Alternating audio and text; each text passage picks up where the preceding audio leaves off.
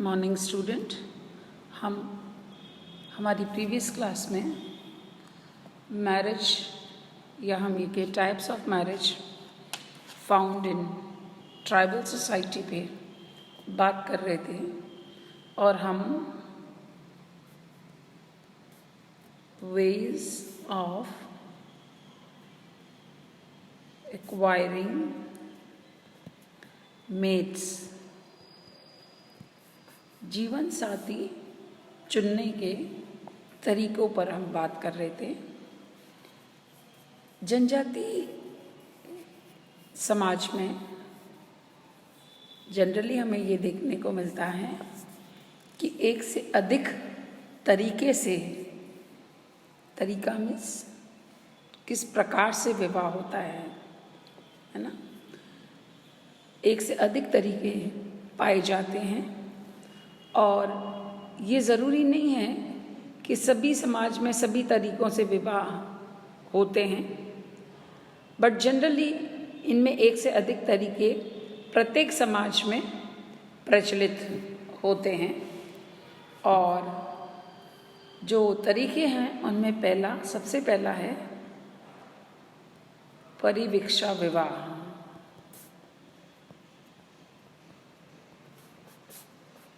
जिसको हम probationary marriage कहते हैं।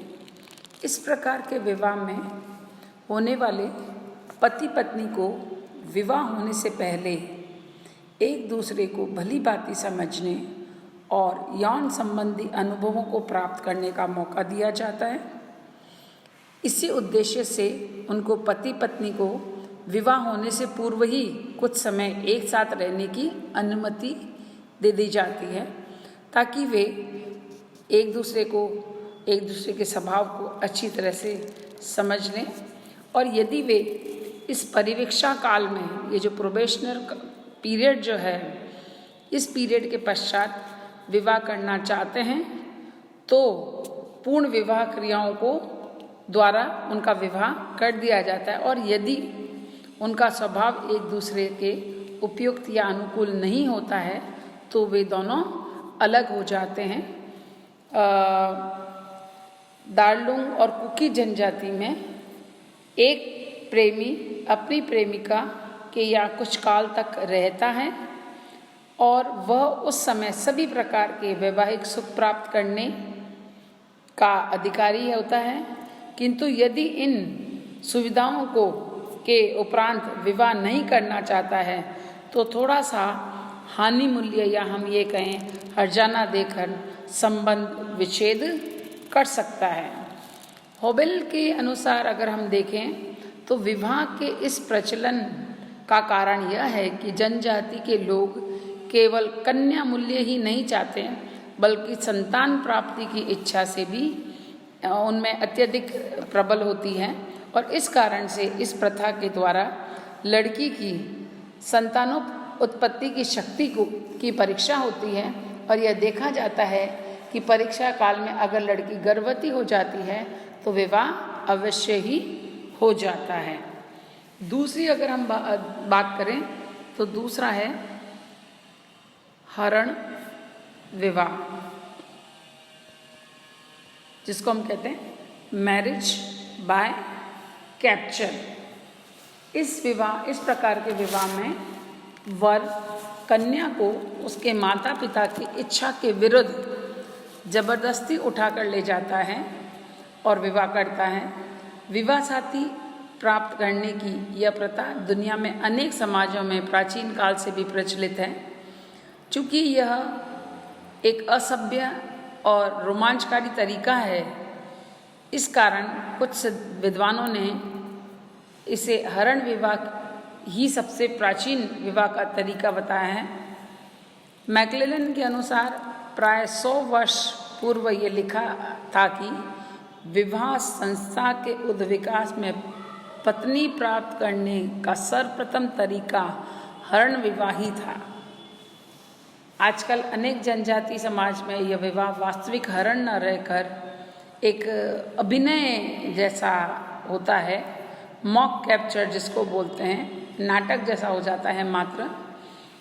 बुजुर्गों समाज में होने वाले इस मॉक कैप्चर या अभिनय हरण का जो विवरण प्रस्तुत किया गया उससे पता ये चलता है कि जब एक बुशमैन युवक का विवाह होना होता है तो वर और वधू दोनों ही पक्ष के लोग विवाह के प्रतिभोज जो वेडिंग फीस्ट होता है में इकट्ठा होते हैं। भोज के दौरान वर अपनी वधू का हाथ पकड़ लेता है और यह वधू पक्ष के लिए एक खतरे की घंटी होती है। वधू के सब रिश्तेदार वर को घेर कर पीटने के लिए दौड़ते हैं और दोनों पक्ष में एक छोटा सा युद्ध छिड़ जाता है, जबकि वर को पीटने की प्रक्रिया जारी रहती है। यदि मार खाते हुए वह अपनी वधू पर अपना कब्जा जमाए रखने में सफल हो जाता है तो विवाह के लिए यह उपयुक्त पात्र मान लिया जाता है और दोनों का विवाह यथा रीति रिवाज के हो जाता है। परंतु वर के असफल होने पर उसे वधू से हाथ या हम ये कहें उसका विवाह नहीं होता है। भारत में अगर हम देखें तो यहाँ पर ये प्रथा नागा, हो, बील, गोंड, असम के बिहार और मध्य प्रदेश की अन्य जनजाति में भी काफ़ी ये प्रचलित है, पर आजकल सरकार नियंत्रण के प्रभाव के कारण अब ये प्रथा दिन ब दिन घटती चली जाती है। भारत में अधिकांश जनजातीय समाज में विवाह के दो स्वरूप देखने को मिलते हैं। एक तो होता है फिजिकल हरण या हम कहते हैं फिजिकल कैप्चर, शारीरिक हरण, जो अधिकतर वास्तविक न होकर एक अभिनय जैसा होता है, और दूसरा सेरिमोनियल कैप्चर, संस्कारात्मक हरण। शारीरिक हरण में लड़का अपने साथियों के साथ वास्तविक रूप से लड़की पर आक्रमण करके, लड़की के गांव पर आक्रमण करके लड़की को हरकर मतलब उठाकर ले जाता है। परंतु सरकारी नियंत्रणों के कारण अब यह केवल एक नाम मात्र रह गया है। गौंड जनजाति में कभी कभी माता पिता स्वयं लड़की के ममेरे फुफेरे भाई से अपनी लड़की को हर ले जाने की प्रार्थना करता है। उस हालात में हरण का केवल एक नाटक मात्र रह जाता है।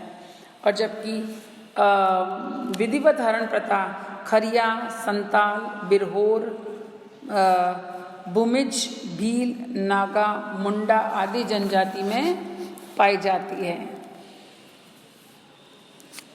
हरण में एक युवक एक सार्वजनिक स्थान पर अपनी प्रेमिका की मांग में सिंदूर भर देता है और हरण को एक मामूली उत्सव का रूप दे दिया जाता है।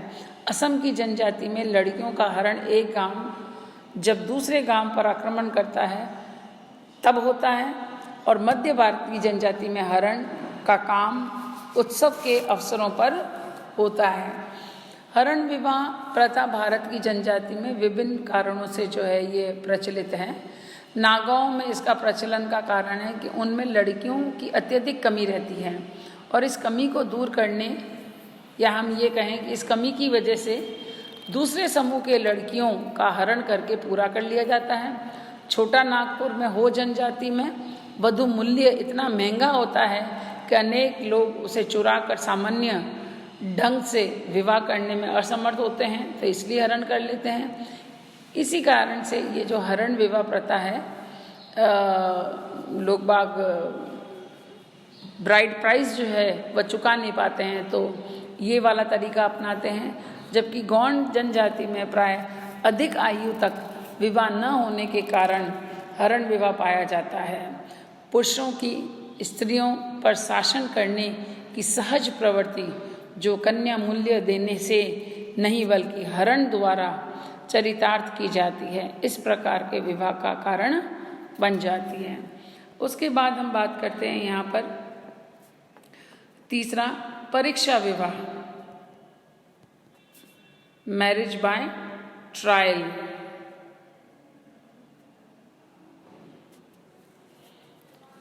विवाह का मुख्य उद्देश्य इच्छुक नवयुवक के साहस और शक्ति का परीक्षण करना होता है कि वह कन्या के लिए उचित है या नहीं, क्योंकि जनजाति में जीवन जो होता है वह कठोर और संघर्षपूर्ण होता है। इस प्रथा का उत्तम उदाहरण गुजरात के जो भील हैं इनमें मिलता है। उनमें होली के अवसर पर गोल गधेड़ो नामक एक लोक नृत्य का उत्सव होता है। एक स्थान पर एक खंबे या पेड़ पर गुड़ या नारियल बांध दिया जाता है। उसके चारों ओर अंदर के घेरे में अविवाहित लड़कियां और बाहर के घेरे में अविवाहित लड़के नाचते रहते हैं। लड़कों का प्रयत्न अंदर के घेरे को तोड़कर गुड़ और नारियल को प्राप्त करना होता है, जबकि लड़कियां लड़के को ऐसा करने रोकने की भरकस कोशिश करती है कि उनका घेरा तोड़कर उस खंबे या पेड़ पर चढ़ने का प्रयत्न करने वाले युवक को वो खूब मारती है, उसके कपड़े फाड़ती हैं, बाल नोचती है, यहाँ तक कि उसके कभी कभी शरीर पर जो है घाव भी हो जाते हैं। अर्थात हर तरह से उन्हें अंदर जाने से रोकती है। फिर भी अगर ये कोई युवक लड़कियों के इस घेरे को तोड़कर खंबे पर चढ़ जाता है या पेड़ पर चढ़ जाता है और गुड़ खाने और या नारियल प्राप्त करने में सफल हो जाता है, तो वह घेरे के अंदर नाचती युक्ति से जिसको भी वह चाहे अपने विवाह साथी के रूप में चुन लेने का अधिकार प्राप्त कर लेता है। इस प्रकार का जो विवाह होता है समाज में लोग उस युवक के साथ अपनी लड़की का विवाह करना पसंद करते हैं जिसने शिकार करने के मामले में अपनी निपुणता को प्रमाणित किया है। कोमाचे समाज में यदि कोई युवक अपनी भावी सास को नित्य शिकार भेजता रहे, वह यह आशा कर सकता है कि वह स्त्री उस पर खुश होकर अपनी लड़की की शादी उससे शीघ्र करवा देगी। यदि अब पहली पत्नी की बहन को भी पत्नी बनाना हो तो उसका भी सबसे सरल उपाय यह है कि रोज या प्राय शिकार बेचकर अपनी सास को प्रसन्न कर दिया जाए। चौथा जो है वह है मैरिज बाय परचेज, या हम ये कहते हैं क्रय विवाह। इस प्रकार का विवाह करने के इच्छुक लड़के के माता पिता को कुछ वधु मूल्य चुकाना पड़ता है। इस प्रथा के अंतर्गत वधु मूल्य विवाह का एक आवश्यक ढंग है और इससे चुकाए बिना विवाह नहीं हो सकता है। जैसा कि नाम से आपको पता चल रहा है कि मूल्य मीन्स उसका एक प्राइस जो है उसको चुकता करना पड़ता है। इस मूल्य को कन्या या वधु का मूल्य समझा जाता है, परंतु इसका अर्थ सदैव यह नहीं है कि स्त्रियों की स्थिति गुलामों के समान है और उनको गुलामों की भांति खरीदा या बेचा जाता है। वास्तविकता तो यह है कि जिस परिवार में अधिक लड़के हैं उन्हें वधु मूल्य उस परिवार से अधिक प्राप्त होगा। जिसमें लड़कियां अधिक है फिर भी यह आधार पारिवारिक हानि लाभ का हिसाब दुनिया के किसी भी समाज में नहीं लगाया जा सकता। वधु मूल्य लेने और देने की प्रथा जो है वह इस बात का द्योतक नहीं है कि जिन समाजों में यह दिया जाता है या लिया जाता है वहाँ स्त्रियों की स्थिति बहुत गिरी हुई है, परंतु वास्तव में वधु मूल्य इस बात का द्योतक है कि इस माध्यम से स्त्रियों के प्रति सम्मान प्रदर्शित किया जाता है। वधु मूल्य को कोई विशेष संबंध स्त्रियों के सम्मान, विशेषाधिकार, शक्ति आदि से नहीं होता है। जिस प्रकार यह प्रमाणित करना कठिन है कि वधु सम्मान का द्योतक है, उसी प्रकार यह भी बताना मुश्किल है कि वधु कोई व्यापार की वस्तु है या नहीं। अनेक समाजों में यह मूल्य दिखावे भर का होता है और तय किए हुए मूल्य से बहुत कम मूल्य वास्तव में लिया जाता है या वधु मूल्य के बदले में इनसे कहीं अधिक दहेज के रूप में पुनः लौटा दिया जाता है। तो ये जो है वह भारत की बहुत सारी जनजातियों में जो है पाया जाता है। अब हम बात करते हैं fifth form of mate selection की, जो कि सेवा विवाह।